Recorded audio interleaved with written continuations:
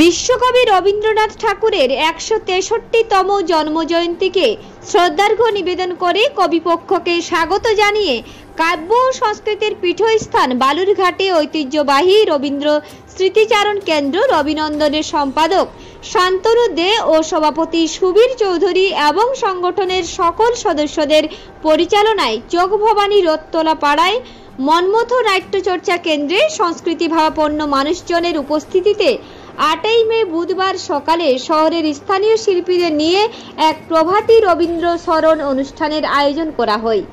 বালুরঘাট থানা মোড়ে রবীন্দ্রনাথ ঠাকুরের আবক্ষ মূর্তিতে মালা ও পুষ্পার্ঘ্য অর্পণের মাধ্যমে শ্রদ্ধা নিবেদন করে এই দিনের এই প্রভাতী রবীন্দ্র স্মরণ অনুষ্ঠানের শুভ সূচনা হয়।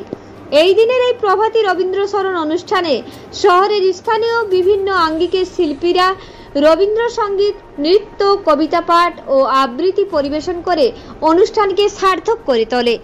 সমগ্র অনুষ্ঠানটি রবিনন্দনের সভাপতি সুবীর চৌধুরী সুন্দরভাবে পরিচালনা করেন।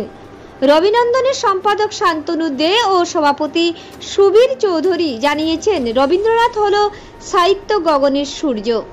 এমনকি মানুষের জন্ম থেকে মৃত্যু পর্যন্ত জীবনের সকল স্তরেই রবীন্দ্রনাথের সাহিত্য প্রতিভা বিস্তার করে আছে। তিনি প্রকৃতিকেই গুরু বলে মানতেন। তিনি ছিলেন প্রকৃতির উপাসক।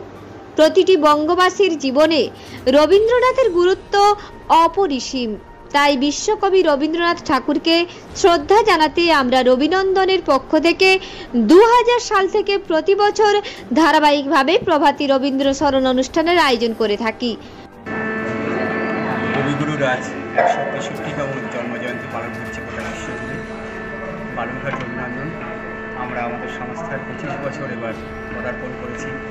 তাই কবিগুরুর এই জন্মতিথি আমরা আজ সকাল থেকে পালন করছি। প্রথমে অ্যাডমিনিস্ট্রেটিভ বিল্ডিংয়ের সামনে আমরা মাল্যদান করছি কবিগুরুর আবক্ষ মূর্তিতে। এখন মনমথ নাট্যচর্চা কেন্দ্রে আমরা তার প্রতি শ্রদ্ধা জ্ঞাপন করব। গানে, কবিতা, নাচের মাধ্যমে বালুরঘাটের বিভিন্ন শিল্পী এই অনুষ্ঠানে এসেছেন, তারা এই অনুষ্ঠানে অংশগ্রহণ করছেন। আমরা সমর্যাদায় কবিগুরুর প্রতি আমাদের এই সশ্রদ্ধ নিবেদন জ্ঞাপন করতে চাই। দক্ষিণ দিনাজপুর থেকে জয়দীপ মৈত্রী রিপোর্ট, রূপসী বাংলা মিডিয়া।